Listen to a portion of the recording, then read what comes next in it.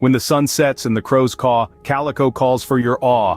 Welcome to Calico, California, a gem of the past, echoing the rich 1880s silver mining era. Today it stands as a county park, its glory meticulously restored, offering a journey back in time.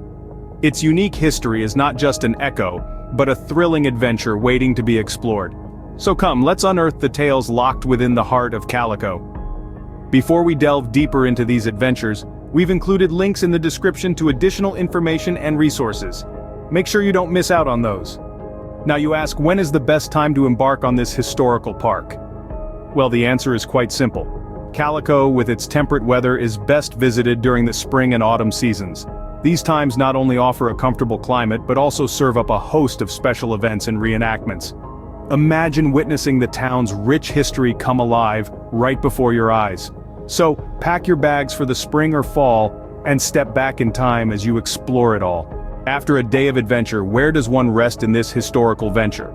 Well, Calico's accommodations range from the comfort of cozy hotels to the rustic charm of campgrounds.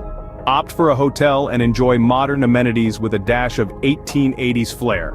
Or immerse yourself in the past, choosing a campground that offers a taste of the miner's lifestyle.